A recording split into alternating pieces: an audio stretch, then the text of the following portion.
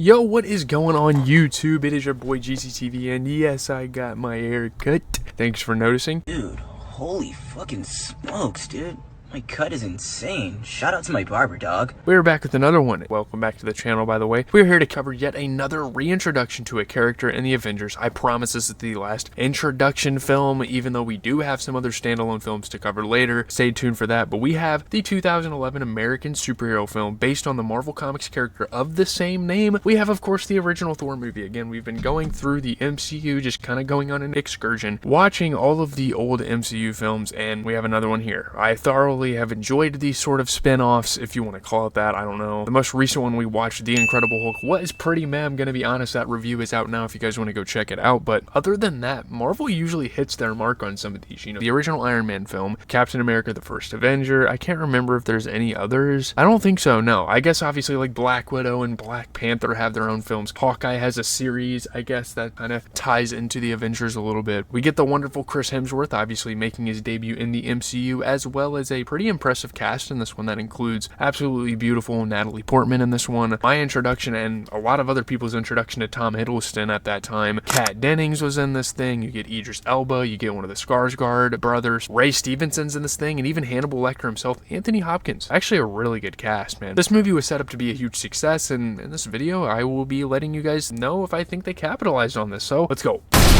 You guys know how these videos go. First, let's get into the premise. You know, we discuss what happens in the movie. So as the son of Odin, who is Anthony Hopkins' character, king of the Norse gods Thor, which is Chris Hemsworth's character, will soon inherit the throne of Asgard from his aging father. He knows his father's dying, and obviously the son of a king is a prince, therefore he is the prince of Asgard. He's next to the heir of the king, and he has chosen him over Loki, of course. However, on the day that he is to be crowned, Thor reacts with brutality when the god's enemies, the frost giants, enter the palace in violation of their treaties. So war gets waged. Thor reacts to it, and he's seeking to attack the frost giants and get at them for it. As punishment, Odin banishes Thor to Earth for making such a foolish decision as the newly crowned king. He's like, you know what, fuck you, you're not a godly figure, go to Earth and fuck around. While Loki, played by Tom Hiddleston, Thor's brother, plots mischief in Asgard. As we know, historically, Loki is the god of mischief, so this is perfect. Thor, now stripped of his powers, faces his greatest threat, being powerless. We will get into this dynamic of him going to Earth in a second,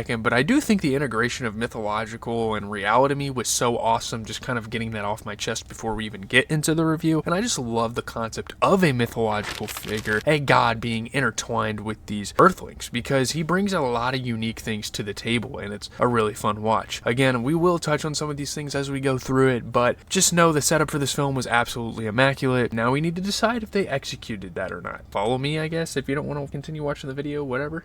So getting into the good, I think in this video I'm not going to get into the spectacle of things because that's a given with Marvel. We will get into how some of this stuff looks, but it's a great looking movie. That's all I can say. You know, the whole mythological thing in the landscape of these realms. How could Marvel not make that look cool? Anyways, let me just start by commenting on this concept and why I really like Norse mythology to begin with. It is one of the only types of fantasies that I show praise to because it depicts imperfect gods who battle through these imperfections to become leaders and, well, perfect gods, and this movie does that marvelously. No pun intended. Ha. I drop a lot of puns in these videos, by the way. I do like Norse mythology in general, and for Marvel to, like, over the years through their comic books, through their TV shows and all of that, and now the live adaptations that we've been seeing over the last 15 years where Thor and Chris Hemsworth has been involved, I like that idea and how it mixes with the real world. I think that's something that even the mythological stories don't quite cover as well, but it's a really cool concept, and I love Norse mythology. I like Greek mythology, I like Roman mythology, I like all of it. I think mythology is really dope. I'm not a huge fan of like the Star Wars and like the Middle Earth stuff, but the mythology stuff is really cool. I like how they touch upon it, and it comes with a cool aesthetic. Thor learning not to be so brash and impulsive and showing some heart to these humans, and even going so far as to build a romantic relationship with one of the Earthlings. I'm a bit iffy on that, by the way. We'll get to that soon. It's so amazing to me. It was an amazing journey to watch. I think similar to like the second Terminator film, similar to that, it's a really dope ride with a lot of like non-human to human relationships that I really enjoy. Now, did this movie drag a bit towards the end? Yes, and we will discuss discuss that later, but wow, the journey this thing takes you on is a mythological tale that has a lot of humanity to it. That is great. That is a great dynamic here. Another thing I wanted to comment on is just how the pieces of the puzzle are starting to fall together in this universe now that we have introduced the last major player from the OG Avengers, and Black Widow's even been involved in some of the Captain America and Iron Man movies. It's so satisfying to see some of these characters that were in the Captain America films appear here, as now a lot more things make more sense to me, and it kind of sucks that I watched these out of order looking back on it, but I think a great example of this would be Eric Selvig. I think it's cool to see him come in this film as he starts to kind of gain a purpose now as you kind of look back on the Captain America movies. Now, I'm not sure why I haven't gotten to these films sooner and watched the entire MCU in order, but that's not the point here. Also, I somewhat enjoyed the humor here. As a guy who isn't always super fond of Marvel style of comedy, this movie got some laughs out of me. It was pretty funny and sort of added to this family fun that was kind of snowballing through the movie. I think that's a really good description. A lot of family fun with this Thor film. If you have kids and ever want to show them a Marvel movie, I think this is the one, honestly. I won't get into the complexities of the mythological stories and like the specific plot points, as those are myths and legends that have been out for centuries. There's so much going on in this movie, especially for it being under 2 hours long, but just for how much story there is and for them to find some balance and fit everything in this time slot, man, this film could have been 3 hours, maybe 4 hours long with how much they had to tell, but they were efficient and I really appreciated that. And now you kind of see why movies like The Hobbit, movies like The Lord of the Rings are so damn long, because mythology has so much to pack into the screen. A big thing I want to really comment on was actually some of the designs of the characters. Again, we can kind of touch on the aesthetics. I don't want to completely neglect that here. I think also Loki and Thor's dynamic was great with them battling for the throne and everyone finding out that Odin adopted him from Lofi, which is cool, which is why his name's kind of named Loki, because it sounds like Lofi, who is the leader of these ice people. I don't know if that's exactly how it happened in mythology. I did take a mythology class like a year or so ago, so I don't really remember how that went, but I just loved too many things with the story to mention in this video also, so I don't want to get into that too specific. Thor and Loki are good characters in general, just kind of getting into them as characters. I usually don't like the stupid side of some of these heroes, but for Thor, his cluelessness to the real world actually works here and makes for kind of a funny and fun ride, and Loki, again, being mischievous and smarter than him, like I said, makes the dynamic work pretty well. I know I didn't really want to get into this also, but the Destroyer looks fucking badass. It's one of the coolest looking characters in the entire MCU. He's fucking sick. The Ice Giant's one of the coolest looking band of villains in this film. A lot better than some of these like corny, generic, like alien figures we see in some of the Avengers and Guardians of the Galaxy movies. We'll actually watch those later. Heimdall looks fucking awesome. Look at him on the poster. He looks amazing. And it's just a good looking movie again. Loved the effects and all of that. And I mean, comparing this to a movie like The Hulk as well as The Eternals too, just one last thing, I'd say this movie was relatively more engaging, and I think we can end off the goods there. If I forgot to acknowledge some things, please let me know in the comments. I don't want these movies to be 30 minutes to an hour, because I could definitely talk about this movie for that long. There is so much to get into here. Just kind of getting into the bad, the only negative thing I would say about this film is just how it kind of drags at the end. This isn't overly negative. This isn't like an absolutely terrible, like repulsive, turn it off type of thing, as there's really no aspect of the movie that's like that, but we did not need the last 20 to 25 minutes of the film. I get that it tries to kind of wrap up the story and cover the bases with the other characters and where they're at and where they end up in the story, but they knew that this was going to become a franchise, at least with Thor being in the Avengers and what that brought, as well as the 2 or 3 other Thor films. So I don't know why they tried to squeeze things in the end. I definitely think they could have just waited for the next movie to do that. I don't know. Who knows? Maybe they thought that this was just going to be a standalone. He was going to be on the Avengers and just kind of go on his ride from there, and we weren't going to have time to focus on his storyline, but they dropped more Thor movies. This isn't, again, not an overly terrible aspect, but it was the only part of the movie I was watching where I was like, oh,